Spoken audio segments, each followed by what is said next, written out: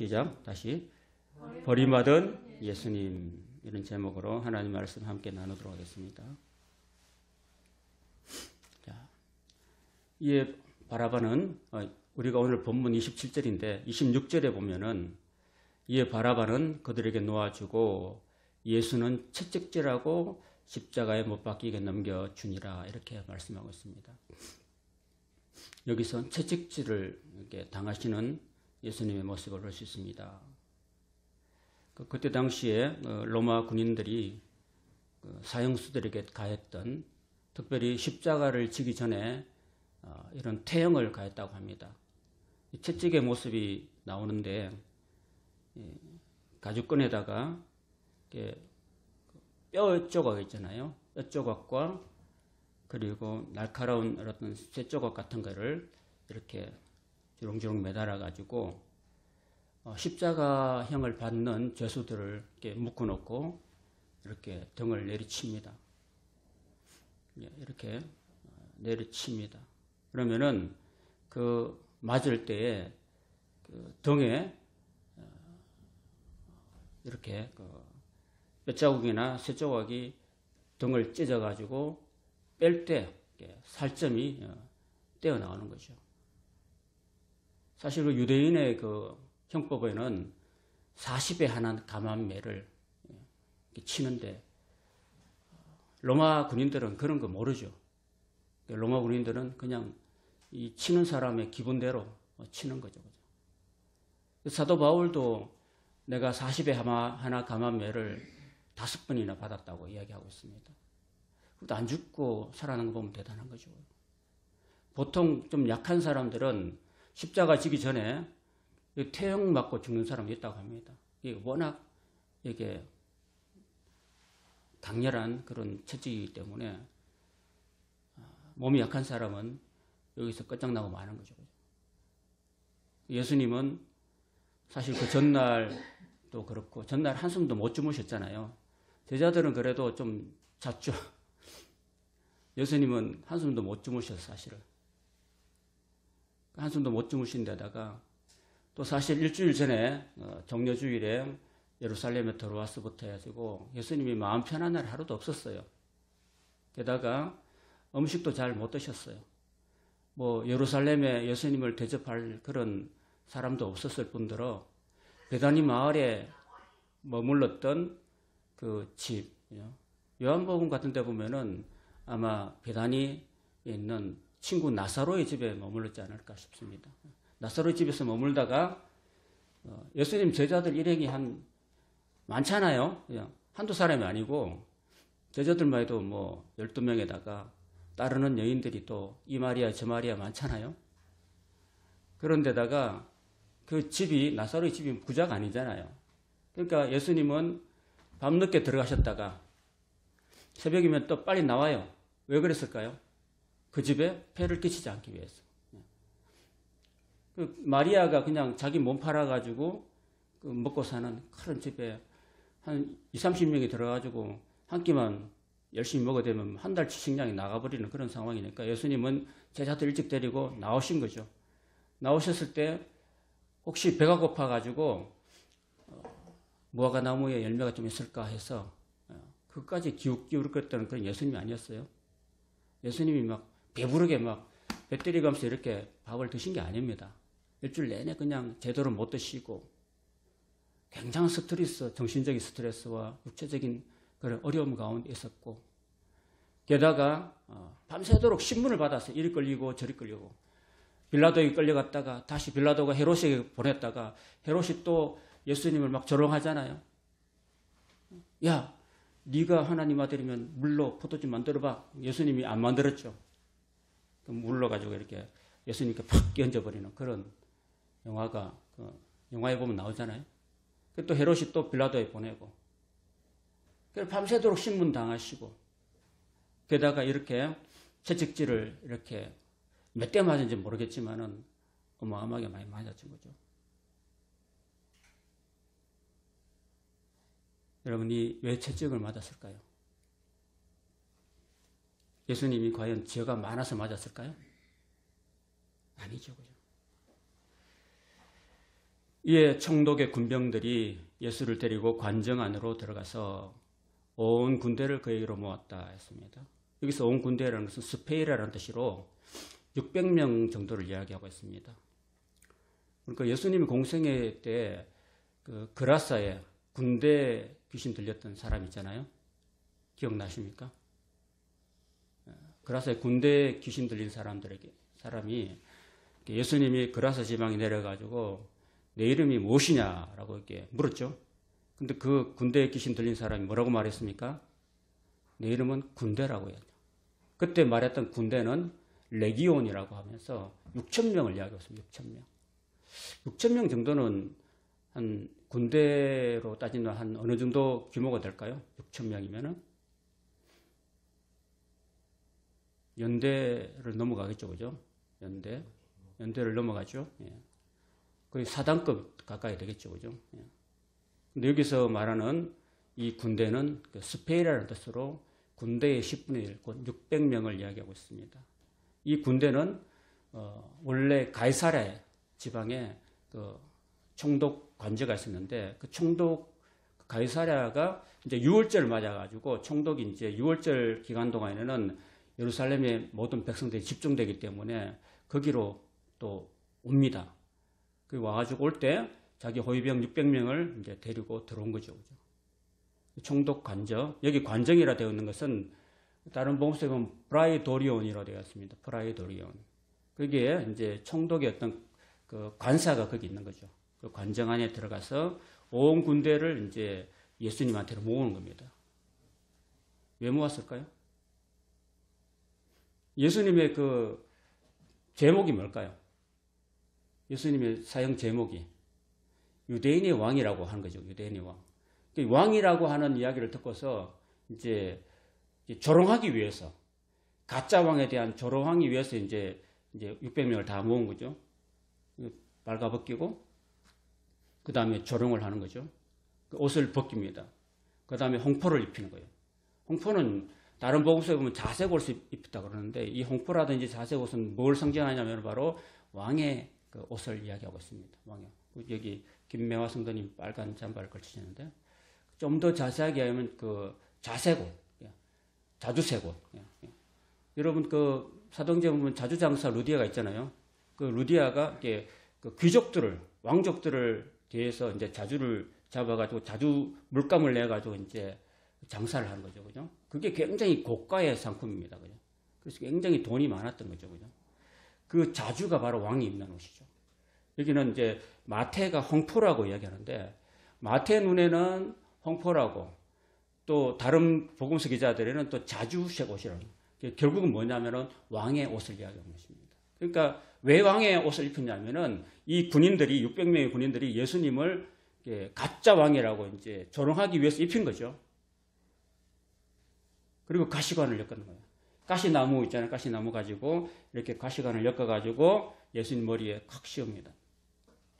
게다가 이제 나중에 때려요. 그럼 피가 날까 안 날까? 머리에서 이마에서 피가 나겠죠, 그죠? 그리고 갈대, 이 파피루스를 이렇게 길게 이렇게 종이 묶어가지고 이래 가지고요. 옛날에는 왕이 뭘 했었어요? 왕이 이렇게 홀이 있어요. 왕의 홀이. 왕이 이게 홀을 가지고 이렇게 그 왕 들어올 때 내가 이렇게 짚어주면은 그 사람이 살고 왕의 허락 없이 들어왔을 때는 이 사람이 이렇게 왕이 홀을 내밀면 그 사람은 죽는 거죠, 그죠? 왕의 침실이나 들어올 때는 왕의 허락 없이 들어오면 죽는 거죠. 바로 그걸 갖다 홀이라 하고요. 여기 갈대가 바로 그겁니다. 갈대를 이렇게 홀이 없으니까 갈대를 만들어가지고 오른손에 돌려가지고 왕처럼 만든 거죠. 그리고 그 앞에서 무릎을 꿇었다는 것은 예수님이 이제 왕이라는 것을 이제 지칭하는 거죠. 그리고 이제 가짜 왕한테 희롱해서 이러되 유대인이 왕이야 평안할지어다 하고 이제 조롱하는 거예요. 이게 조롱하는 거예요. 이게 막 예수님을 존대하는 게 아니라. 그 다음에 이제 침을 뱉습니다. 그리고 갈대를 빼앗아 그의 머리를 막 때린 거죠. 다른 복음서에 보면은 손으로 때렸다고 되어 있어요. 다른 복음서에는. 예수님이 그렇게 조롱당하고 이렇게 맞은 거죠. 정말 모욕적인 그런 모든 행동을 이렇게 감내하고 계시는 겁니다. 희롱을 다한 후에 홍포를 벗기고 도로 예수님이 입던 그 옷을 입혀가지고 십자가에 못 박으려고 이제 끌고 나갔습니다. 나가다가 시몬이라는 구레네 사람을 만났다 그랬습니다. 여기 있는 그 시몬이라는 사람, 구레네 사람, 이 구레네는 여기 구레네는 그죠? 어떤 사람이냐면은 예수님의 십자가를 억지로 진 사람이에요. 여러분 예수님 아까 여러분이 성지순례 가시면 예루살렘에 한번 가시면은요 지금도 있습니다. 그 예수님이 걸으셨던 그 십자가 지고 걸었던 골고다 언덕까지 갔던 그 길이 있어요. 그걸 비아 돌로로사라고 해요. 비아 돌로로자라고 하는데 그 십자가 길에서 예수님이 너무 힘들잖아요. 잠도 못 주무셨고 먹지도 못하셨고 채찍에 맞으셨고 너무 힘들어서 이거 지고 가는데 십자가 그 나무를 형태를 지고 가는데 이게 한 보통 50kg 이상이 된다고 합니다. 뭐 어떤 사람은 한 70kg 된다 그러고 그 십자가 형태를 자기가 이제 지고 가는데 보통 사람 지겠어요? 너무 힘드니까 자꾸 넘어지는 거예요, 이 사람. 예수님이. 그러니까 이렇게 되면 이게 골고다까지 못 가겠다 싶어가지고 이제 이 로마 병정이 창을 가지고요. 딱 보다가 지나가는 사람 보다가 이렇게 창을 가지고 야 너 이렇게 지적하는 거죠. 지적하면은 너 일로 와 해가지고 너가 이 예수의 십자가를 대신 져라. 그리고 골고다까지 좀 가라. 이렇게 명령하면 가야 되는 거죠. 왜? 식민지 백성들은 본토 백성들이 명령하면은 또 따라야 되는 거거든요. 그래서 이제 이 구레네에서 온 이 시몬이라는 사람이 십자가를 안 지고 싶었던 거 사실은. 여러분 구레네라는 것은요 아프리카 북아프리카에 있는 그런 지중해를 끼고 있는 도시인데 이 사람은 아마 이렇게 가족들이 같이 왔는지 아니면은 혼자 왔는지 몰라도 먼 그 아프리카에서 이게 성지순례를 온 거죠. 성지순례를 온 건데도 뭐 아무 때나 온 게 아니라 바로 6월절에 맞춰가지고 큰 유대인의 명절인 이 절기에 맞춰가지고 돈을 저축하고 평소에 저축해가지고 이제 온 거죠. 오면은 그 6월절이라는 절기가 그 정월 14일에서부터 21일까지 한 7, 8일 동안 이어지는 그 절기를 계속 있어야 되잖아요. 그러면 거기서 숙박을 해야 되잖아요. 돈도 많이 들고. 그리고 또 1년에 한 번 아니라 평생에 한 번 갈까 말까 하는 그런 곳에 왔기 때문에 이왕 온 거 그냥 40일, 50일 더 기다리다가 오순절까지 보고 가는. 그러니까 한 2달 정도를 이 예루살렘에서 머물면서 먹고 자고 하면서 그 절기를 한번 지키고 가는 것이 그들의 일생 소원이에요. 혹시 그 성도님은 저기 성지순례 한번 다녀오셨어요? 그러니까 한번 가고 싶죠? 성경을 맨날 책으로만 보지 말고 그 현장에 가보는 게 중요하겠죠. 그럼 마음의 소원이 있잖아요. 내가 한번 돈을 좀 아껴가지고 적금을 들든지 해가지고 도둑 성지순례 한번 한 2, 3주 갔다 오려면은 뭐 많게는 한 달 넘게 갔다 오려면 한 4, 500만 원 기본적으로 들 건데 또 거기 가서 또 뭐 기념품 사오고 뭐 하려면은 한 뭐 돈 1,000만 원 1인당 준비해야 될 건데 그 쉽지 않잖아요. 이렇게 힘든 세상에서.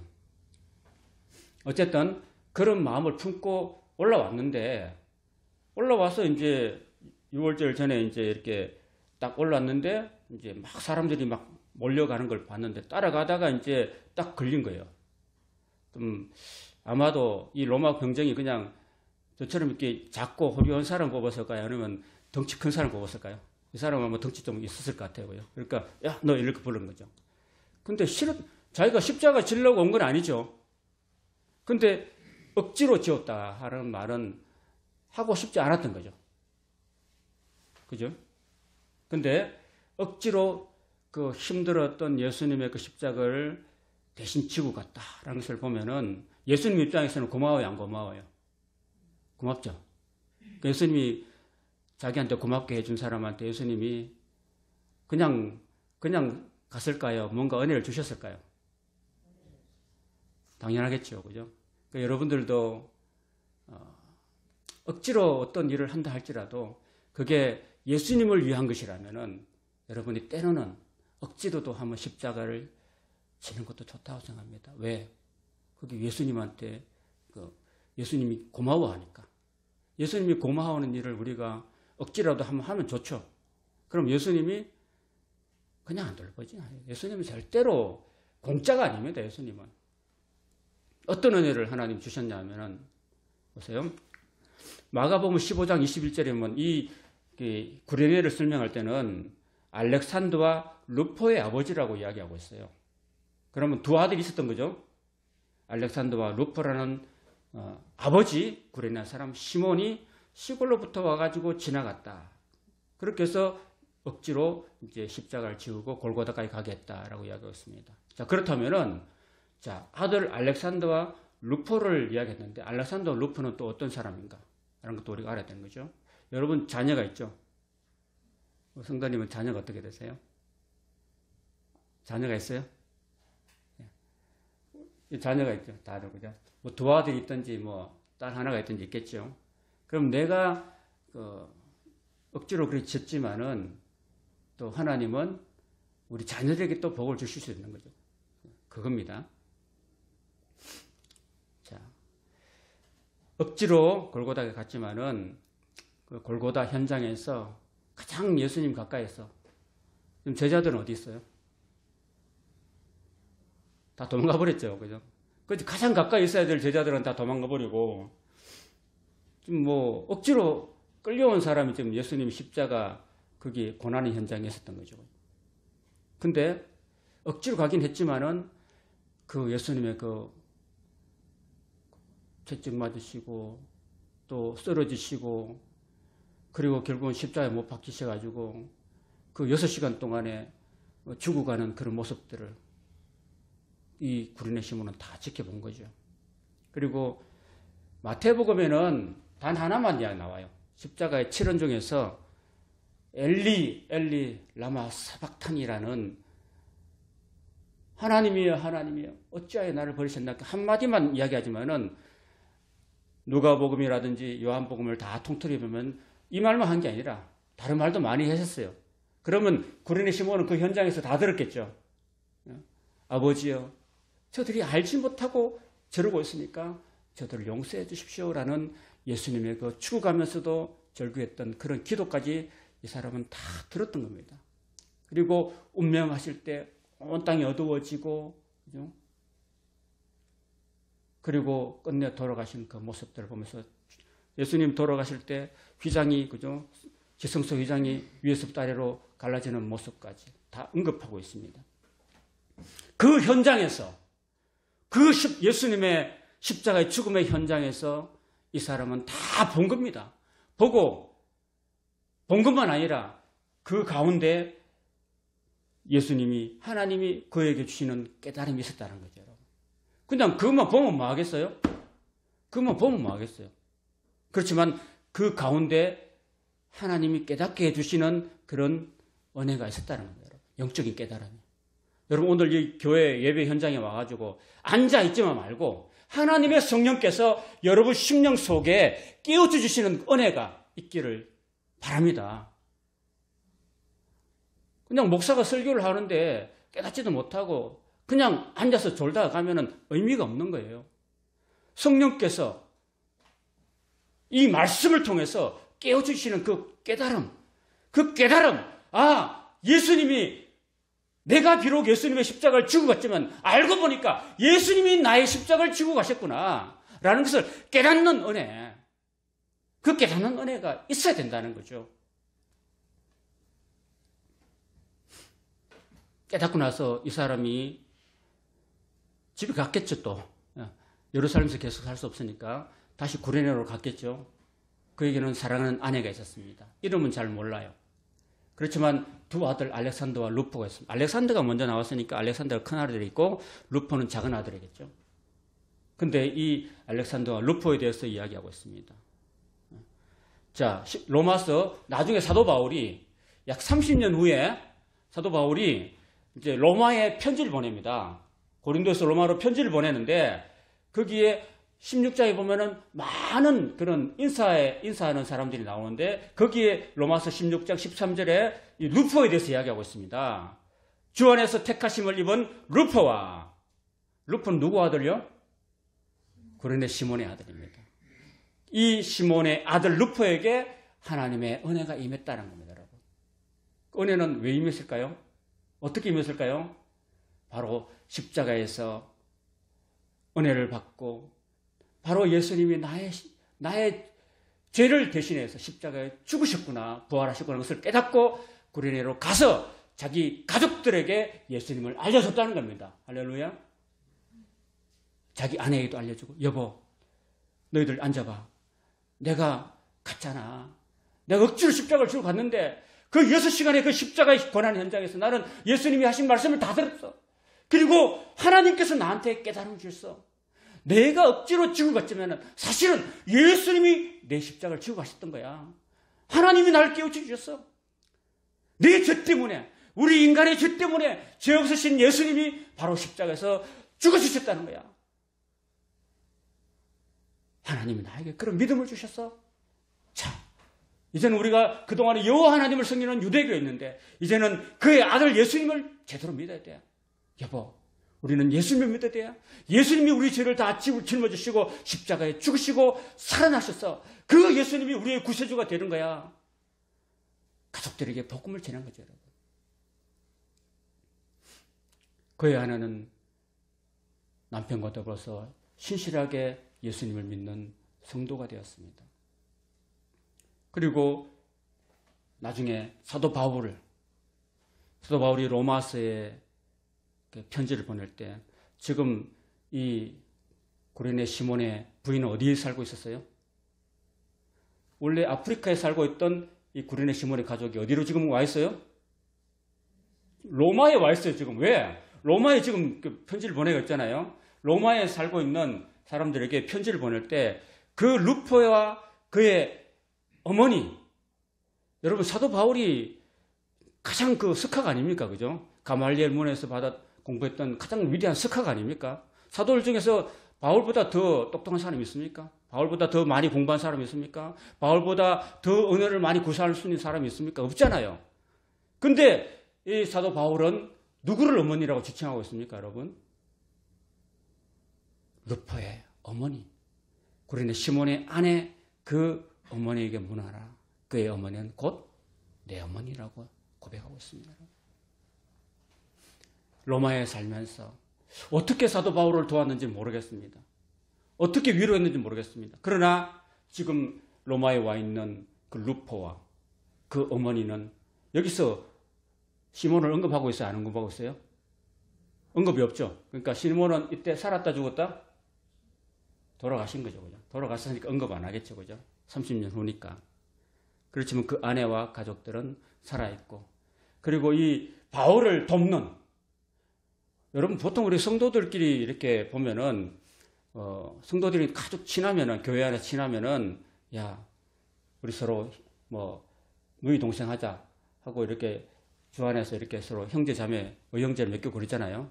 근데 웬만하면 그 사람을 내 어머니라고 할 정도로 하진 않잖아요. 그죠?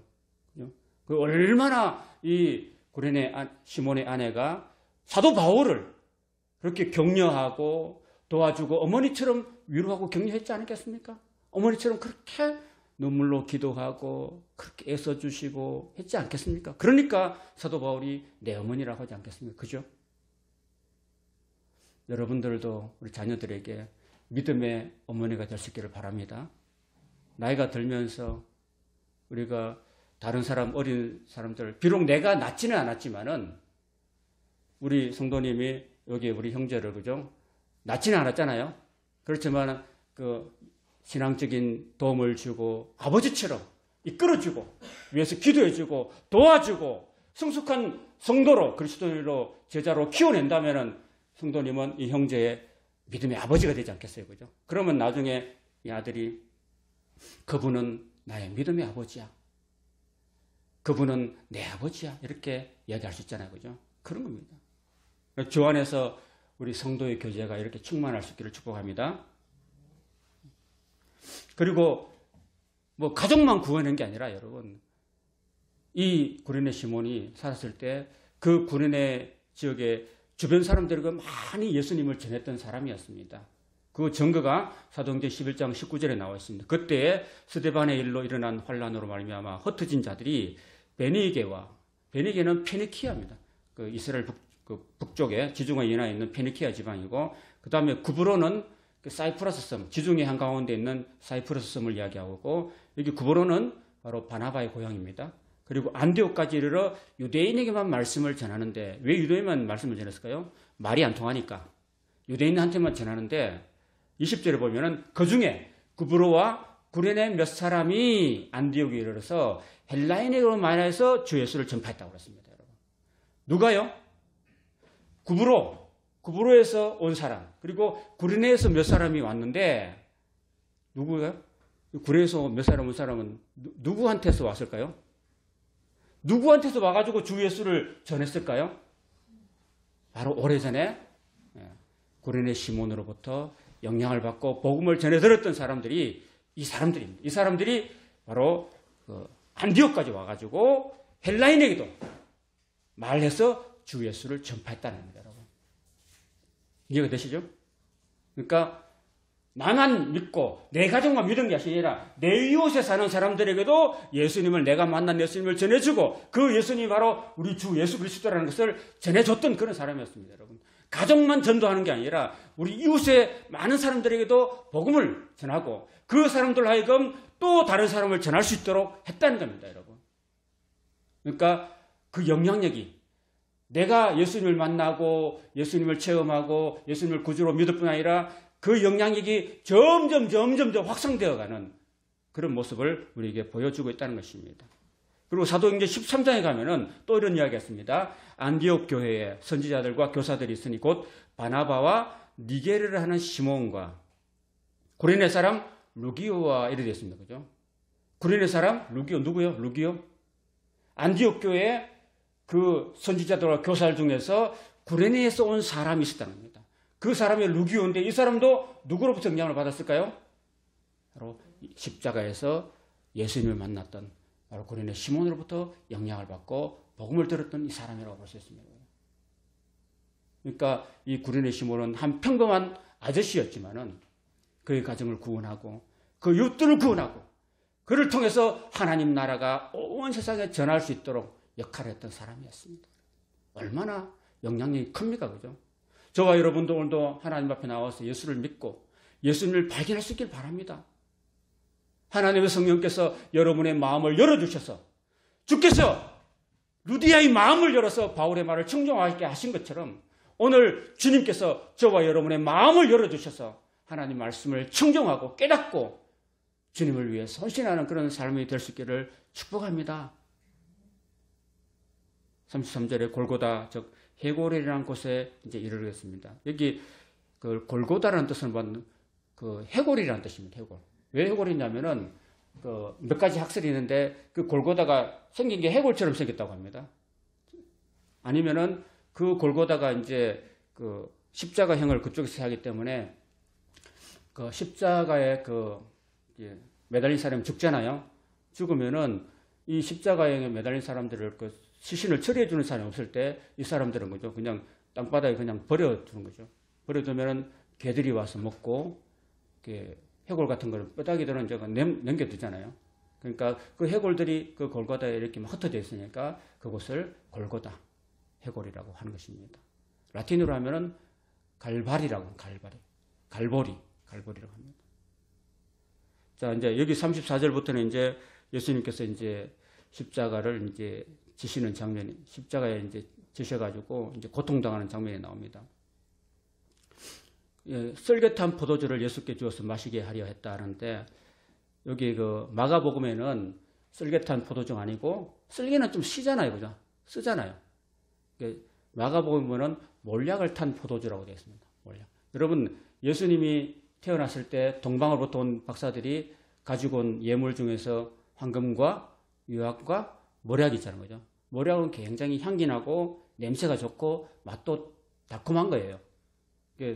이제 또 그런 몰약 속에는 이제 십자가를 이제 지기 전에 이제 뭐 채찍도 맞았지만은 또 십자가를 못에 박히면 굉장히 아프기 때문에 이렇게 아픔을 좀 통증을 감해줄 수 있는 그런 게 필요하잖아요. 그 몰약 성분에 그런 진통의 역할을 할 수 있다고 합니다. 그래서 좀 슬깃한 포도주를 6개 주어 마시고 했더니 마태복음이 맛보셨다 했는데 마가복음은 안 먹었다고 했습니다. 안 먹었다고. 누가 맞을까요? 딱 맛보니까 이게 포도주거든요. 안 먹은 거죠. 왜 안 먹은 줄 아세요? 예수님 약속을 지키려고 안 먹은 거예요. 왜냐하면은 좀 전에 마태복음 26장에 보면은 예수님이 그 제자들과 함께 최후의 만찬을 하시잖아요. 최후의 만찬을 하시면서 하신 약속이 내가 이제 너희들과 같이 천국에서 이것을 먹기 전에는 내가 포도에서 난 그런 씨나 열매나 포도주를 내가 먹지 않겠다고 약속하셨거든요. 그래서 안 드신 거죠. 또 여기는 또 다른 의미가 있는데 예수님이 이런 그 썰깃한 포도주라든지 모략을 섞은 그런 포도주를 먹으면은 고통이 약간 감해지니까 그걸 예수님이 피하려고 한다면은 인류의 모든 죄를 대신해서 고통을 감당하시는 입장에서 아닌 거죠. 예수님은 우리 인간들이 받을 모든 고통을 몸소 친히 다 감당하려고 했기 때문에 그 결단을 어디서 했어요? 겟세마네 동산 했잖아요. 그렇게 했기 때문에 안 마신 거죠. 그죠? 약속을 지킨 거고 안 마신 거죠. 그죠? 그들이 예수를 십자가에 못 박은 후에 그 옷을 제비 뽑아 나눴다 그랬습니다. 아마 두 강도들은 엄청나게 많이 마실 겁니다. 왜? 강도들은 이제 죽으니까 어차피 이제 취하도록 마셔야지 고통이라 조금이라도 감할 수 있으니까, 그죠? 예수를 십자가에 못 박은 후에 그 옷을 제비 뽑아 나눴습니다. 그 군병들이 4사람이 있는데 4사람이 이제 예수님의 그 입었던 것을 다 벌리고 난 다음에 예수님이 신었던 신발, 4사람이 신발 가지고 허리끈 가지고 머리에 둘렀던 터번을 가지고 그 다음에 겉옷을 가져갑니다. 그 다음에 한 가지 남은 게 속옷이에요. 그죠? 그 속옷은 통으로부터 위에서 쭉 짰기 때문에 이걸 나눌 수가 없어요. 그래서 그 복음서에 보면은 그걸 찢어가지고 나누지 말고 그걸 4사람이 가위바위보 해가지고 제비 뽑자. 그래가지고 그 사실 속옷이 제일 비싼 거죠. 옷이. 그래서 그 속옷을 이제 제비 뽑아 나눈 겁니다. 가위바위보 해가지고 이긴 놈이 그거 가져가는 거죠. 이런 이야기들은 구약에 다 예언되어 있는 이야기였습니다. 그리고 거기 앉아 지켰는데 혹시라도 누가 예수님을 또 다른 것을 빼가지고 또 훔쳐갈까 싶어서 지키는 거죠. 그 머리 위에는 이는 유대인의 왕 예수라 쓴 제패를 이제 붙인 겁니다. 그 다른 복음서에 보면은 이 유대인의 왕 예수라는 제패가 죄가 아니에요. 사실은 여러분 아시겠죠? 유대인의 왕이라는 게 죄가 아니에요, 여러분.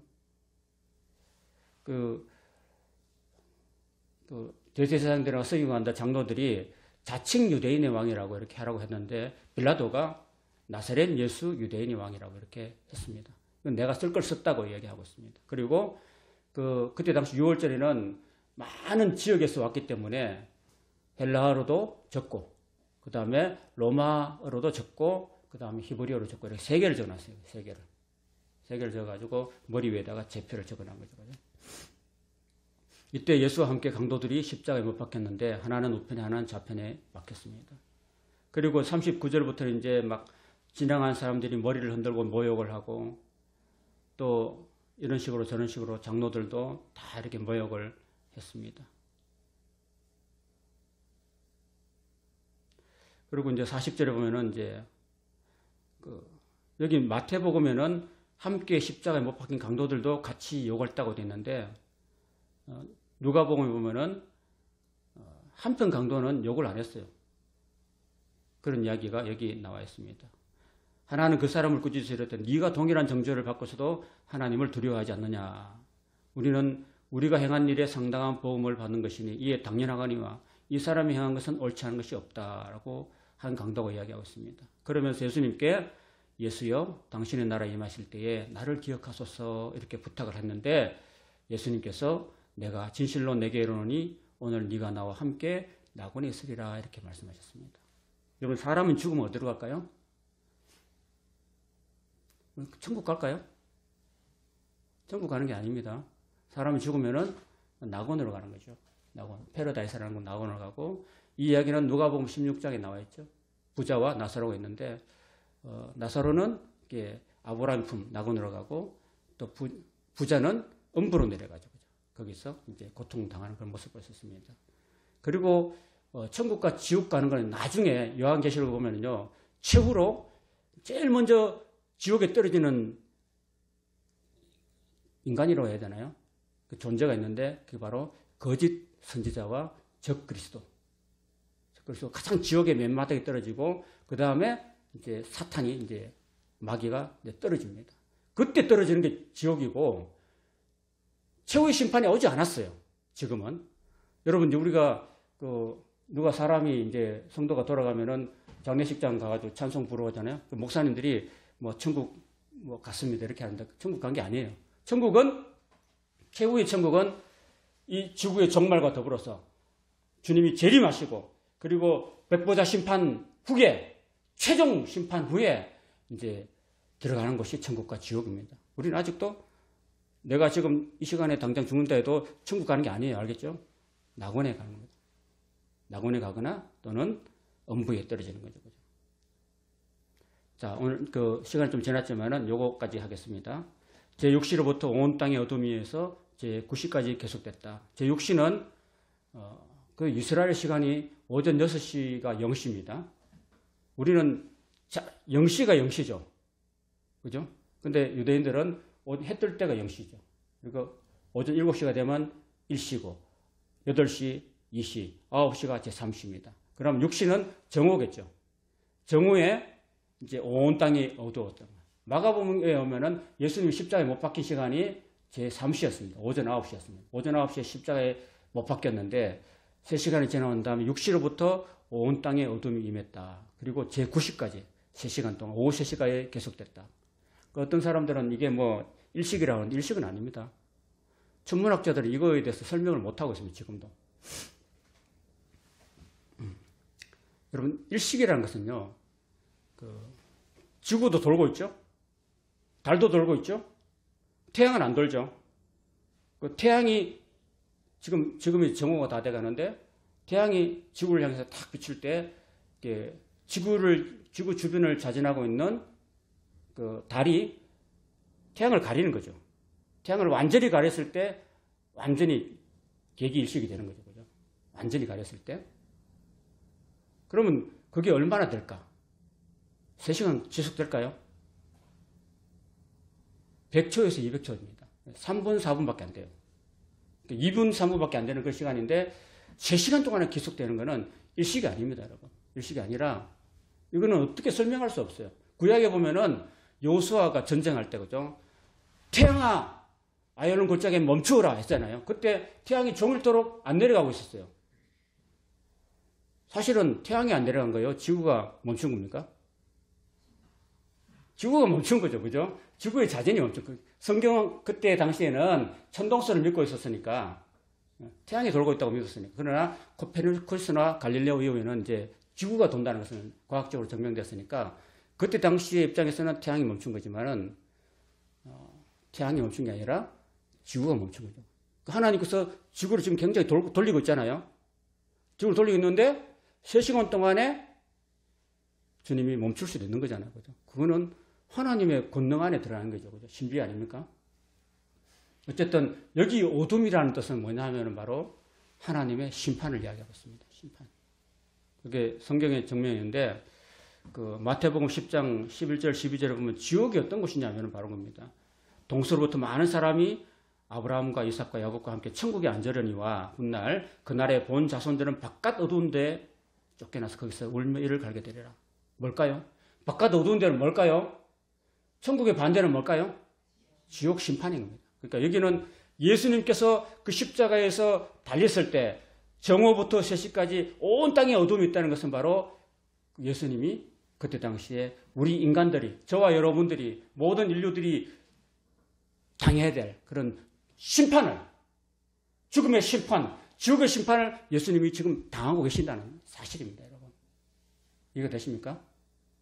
그리고 한 가지 더 나아가서는 제9시점에 오후 3시점에 이제 예수님이 돌아가시 직전에 예수께서 크게 소리 질러서 이러시되 엘리 엘리 라마 사박다니 하시니 이는 곧 나의 하나님이 나의 하나님 어찌하여 나를 버리셨나이까 하는 뜻이다.